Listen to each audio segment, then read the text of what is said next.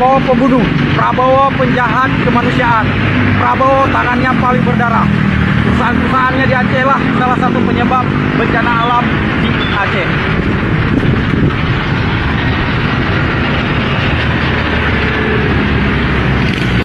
Terus terang saja, Indonesia itu negara para bajingan. Pejabatnya mulai dari pusat sampai ke daerah, kerjanya cuma menipu rakyat dan menindas rakyat. Tidak lebih dari itu. Mak kasih paham siapa penjajah sesungguhnya di negara kita. Asing memang pernah menjajah Indonesia. Totalnya itu sekitar 330 tahun. Lalu katanya Indonesia merdeka pada 17 Agustus 1945.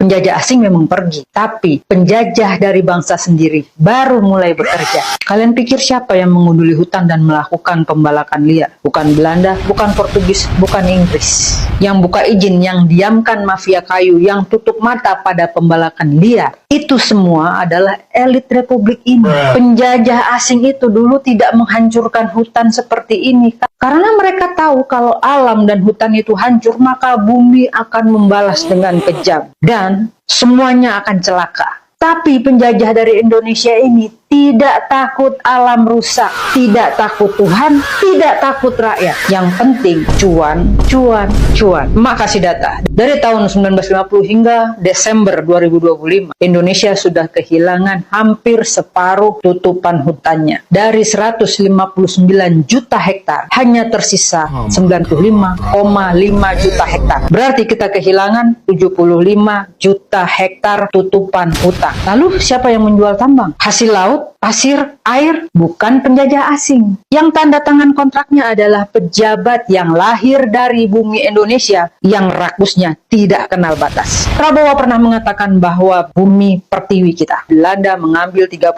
miliar dolar dari, dan kini muncul angka yang lebih gila lagi. Dalam pidatonya di kampus Unhas, Safri Samsudin mengatakan Indonesia bisa kehilangan 800 miliar dolar akibat eksploitasi dan korupsi tambang. Itu sekitar 13.360 triliun. Artinya kita bisa membuat 10 negara baru dengan uang itu. Penjahatnya asli Indonesia. Emak bisa mengatakan dengan lantang siapa penjajah yang sebenarnya. Kita dijajah oleh elit yang menjual negerinya demi cuan. Lalu dijajah oleh kekuasaan yang makan masa depan rakyatnya. Dan dijajah oleh pejabat yang lupa siapa sebenarnya pemilik negeri ini. Pemilik sesungguhnya adalah rakyat. Jadi paham ya, penjajah dari negara kita ini, selain rakus, oonnya di luar nalar. Lahan sawit raksasa milik Prabowo di Aceh berada di 3 kabupaten paling parah.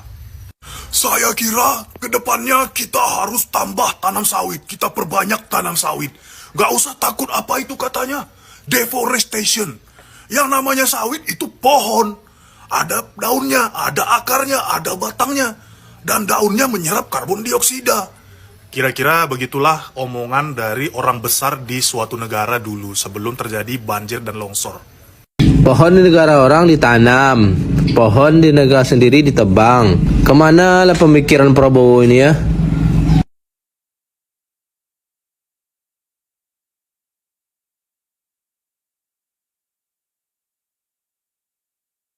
Halo guys, kali ini berita dari Pak Prabowo.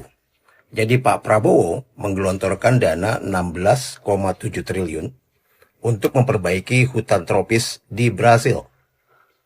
Sementara itu, dia hanya memberikan budget 4 miliar per daerah kepada daerah-daerah yang terdampak di Sumatera akibat banjir Sumatera. Ini luar biasa ya. Luar biasa kecilnya bagi bencana. Dan luar biasa besarnya untuk memperbaiki hutan negara lain. Memperbaiki hutan tropis di Brasil. Sementara hutan di Sumatera, Kalimantan, bahkan Papua terus saja digunduli. Ini sebenarnya apa sih yang terjadi? Ini kan sepertinya begini ya. Seperti kita punya rumah. Lalu atap rumah kita banyak yang bocor, rusak. Tapi yang diperbaiki justru malah atap rumah tetangga. Ini seperti seorang kepala keluarga yang hanya sibuk mencari nama di hadapan tetangga dan lingkungannya, sibuk memberi bantuan ke sana sini, sementara keluarganya sendiri kelaparan setiap hari. Salam. Muak banget lihat berita akhir-akhir ini, terutama pada saat banjir bandang Sumatera. Kita jadi tahu kualitas mereka gitu. Sempat-sempatnya mereka kampanye saat kondisi banjir bandang. Mereka hanya turun di daerah-daerah yang sudah aman. Bukan presiden bilang bahwa semuanya sudah membaik, padahal korban terus berjatuhan. Dan presiden ogah menjadikan ini sebagai bencana nasional, sementara salah satu pemimpin daerah sudah menyerah untuk mengatasi banjir ini. Karena terlalu banyak korban, terlalu banyak rumah yang hancur. Ini wajahnya. Kamu mau lihat kan? Yang kemarin oke gas, yang kemarin joget bareng-bareng, yang kemarin memilih 58%, kamu lihat kualitasnya sekarang. Kita bisa tahu kualitas seseorang pada saat diuji, pada saat ada bencana. Dan bencana ini bukan bencana alam, ini adalah bencana ekologis yang diciptakan oleh negara. Jadi negara harus bertanggung jawab. Ini adalah tanggung jawab negara untuk menyelesaikan persoalan ini. Kita boleh membantu sesama kita. Tapi ingat, orang-orang pelaku deforestasi dan penikmat-penikmatnya yang sekarang pura-pura bersedih melihat bencana ini, mereka itu sebenarnya tidak punya empati.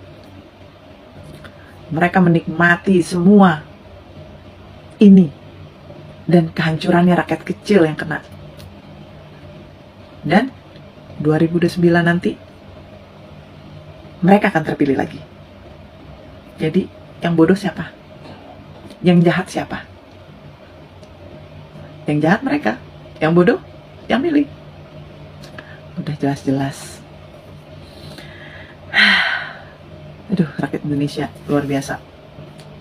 Prabowo kirim bantuan 50 ton beras ke Aceh. Karung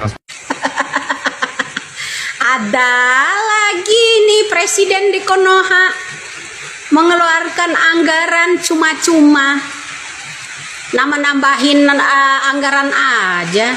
Di saat-saat Sumatera dan Aceh kebanjiran butuh bantuan, masih repot-repot mengeluarkan anggaran untuk bikin stiker gambar presidennya.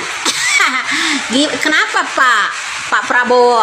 Biar pahala malaikatnya tuh nyatet gitu, Prabowo gitu berempati gitu. Iya, biar nggak nambah-nambah pahala gitu. Ya, atau biar malaikat mencatatnya, oh ini Prabowo sangat baik hati nih sama orang Aceh, sama orang Sumatera ya, karena upah-upah udah gundulin yang namanya bukit-bukit itu hutan. Ya kan begitu kan? Perlu dicatat ini supaya orang-orang Aceh dan Sumatera itu nggak nanyain mana nih bantuan dari presiden, mana ada. Oh, rupanya dia telat ya, keluarin anggaran juga buat cetak yang namanya stiker agar karung-karung beras itu kasih stiker ya, biar nggak ketukar gitu pahalanya ya Pak ya.